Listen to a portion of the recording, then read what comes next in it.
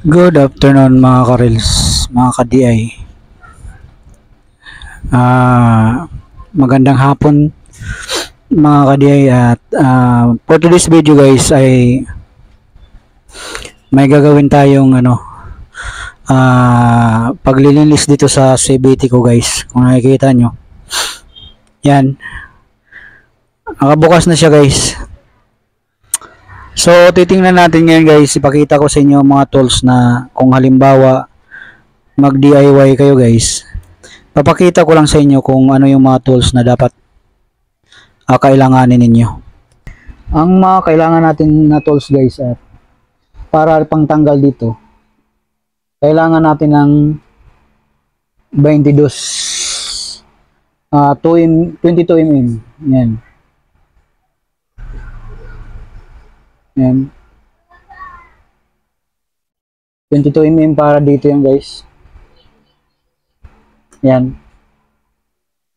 Tapos dito, kailangan natin ng 19 o 19 mm guys para dito sa bill. Yan. So, ito yung mga tools na kailangan natin guys pagka magtanggal tayo ng panggilid natin. Importante yan.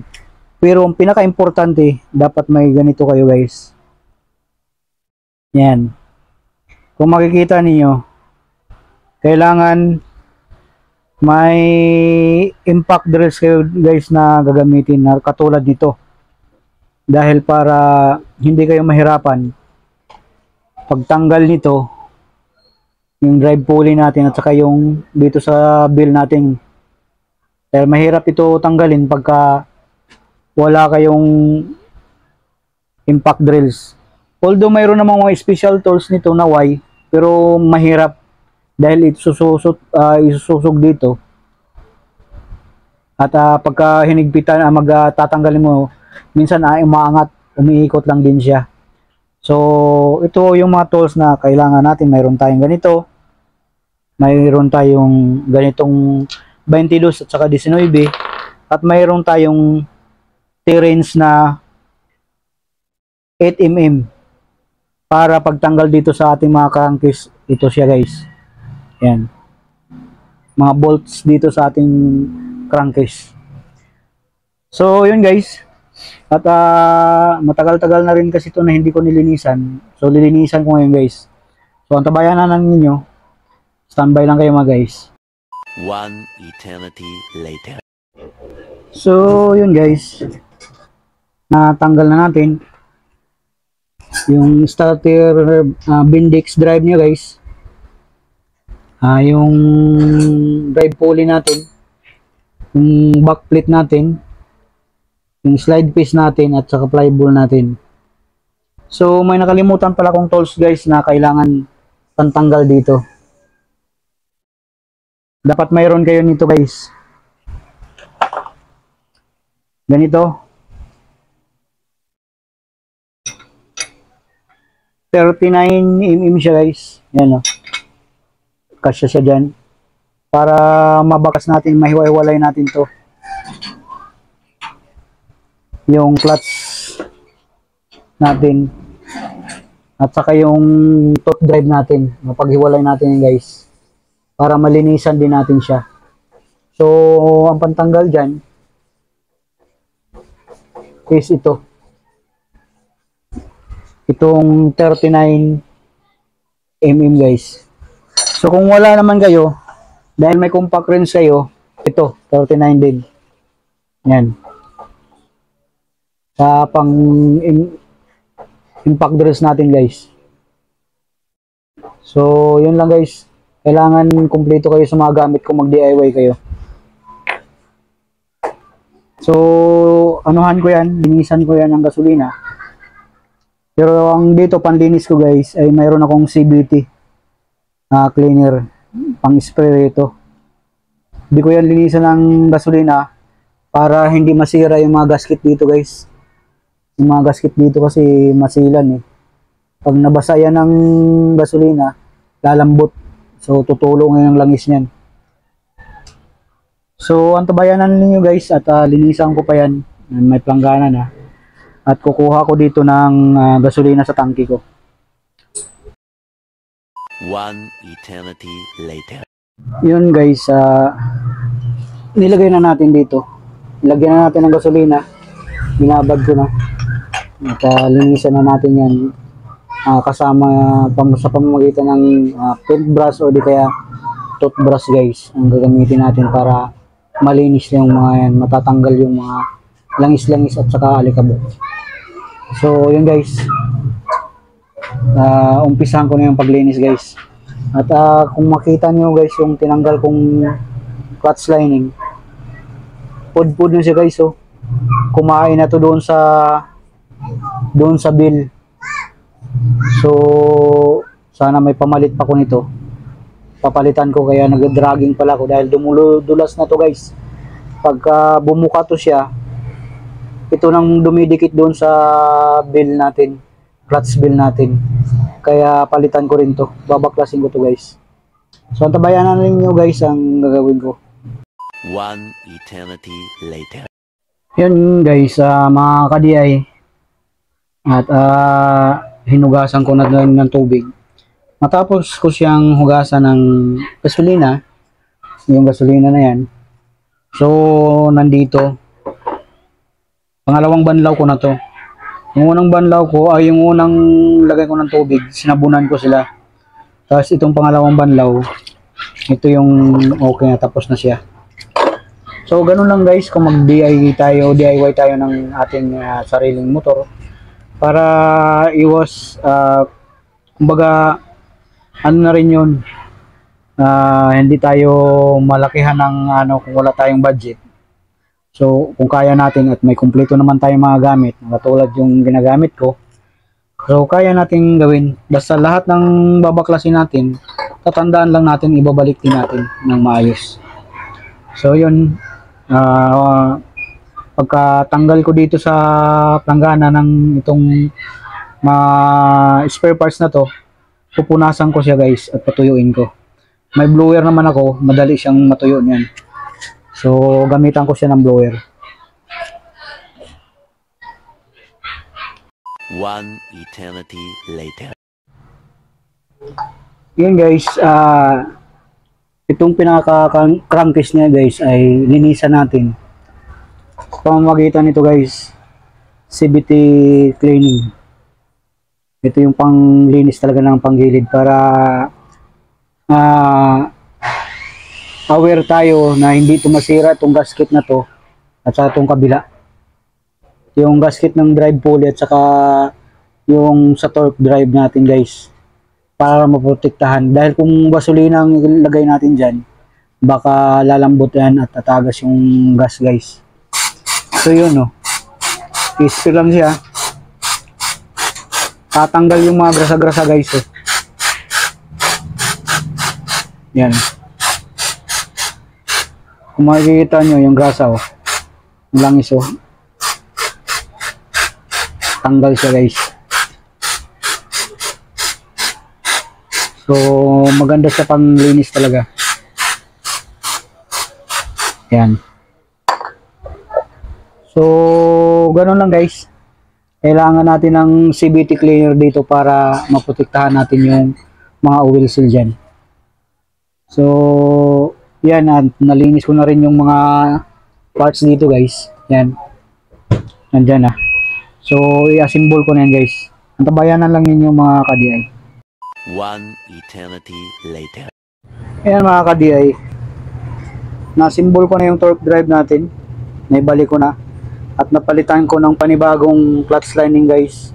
Pero dati na to, luma na to na clutch lining ang na kinabit ko, dahil ito ay may diferensya lumalapat na itong bakal doon sa dito sa bill. Mabuti nga hindi pa napudpud tong bill kaya nagda-dragging siya guys. Mabuti na lang at na linis ko yun at nakita ko yung may diferensya na pala yung clutch lining ko, kaya napalitan ko to. Aftermarket lang to guys, hindi to genuine parts. Ito yung genuine parts niya, kaso lang na pudpud na. So pansamantala lang muna to guys dahil bibili ako ng panibagong clutch lining. So na-symbol ko na yung torque drive natin. So ito naman yung sa drive pulley natin. Kung alam niyo to guys, pag lagay ng mga bula, ito kung saan yung walang cover, dapat dito na side. Yung may cover, yan o, may cover siya, dito na side kung saan yung tagsulok nito para hindi siya masira. So ang posisyon niya kung saan yung may cover dito sa may tagsulok banda. Ang walang cover dito itong side na to. So yun lang guys, tabayanan nyo para ikabit ko na yan dito at para matestingan ko maya. Tabayanan niyo guys. One eternity later. So yun guys, nilagay na natin yung drive pulley natin. Susunod natin to, ikabit natin yung belt.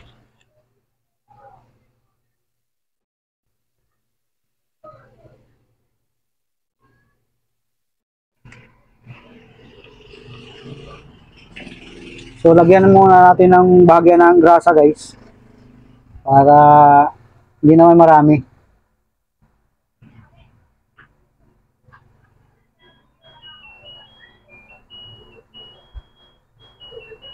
Konting pampadulas lang dito.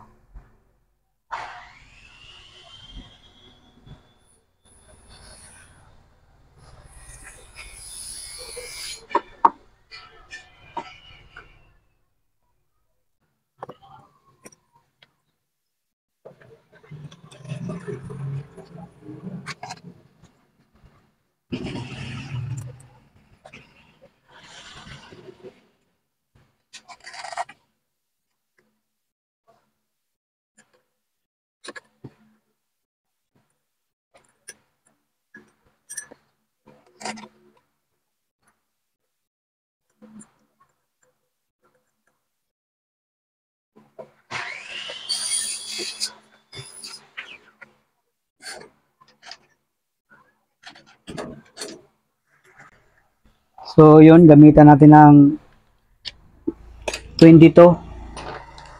So guys,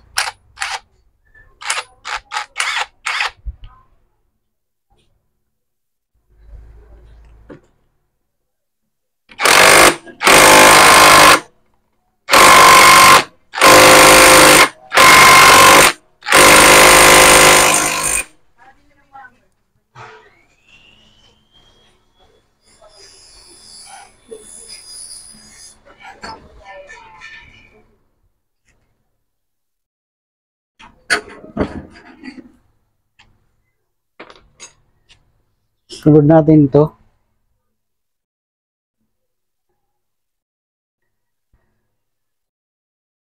Clutch bell muna. Tapos tong spacer guys. Tapos tong knife.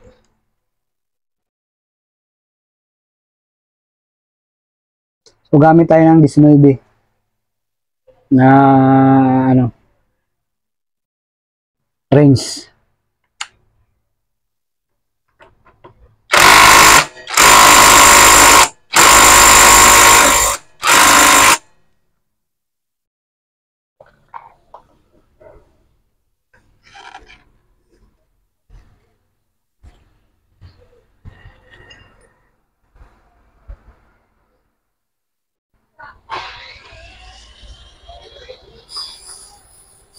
So yun lang guys, kung nakikita nyo, ganun lang paano magkabit ng drive pulley at saka yung drive pulley assembly at saka torque drive assembly. So kailangan lang talagang may gamit ka para mabilis yung ginagawa mo. So yun, hanggang dito lang muna yung video ko guys, at pinakita ko lang sa inyo kung paano magbaklas, paano magkabit at paano maglinis na ating CVT kung tayo ay mag-DIY lang. So kailangan kompleto tayo ng ating mga gamit guys. One eternity later. Here mga ka-DIY, titestingan natin nailagay ko na yung crankcase cover niya. Ang kulang na lang ay ito para dito. So panda rin natin guys.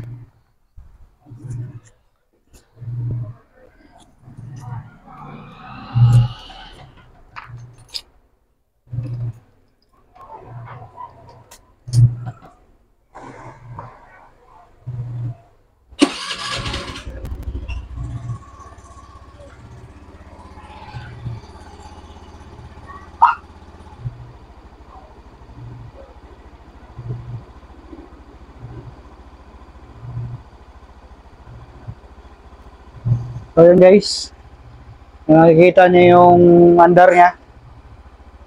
Okay naman. Normal. So success yung ginawa natin guys paglilinis.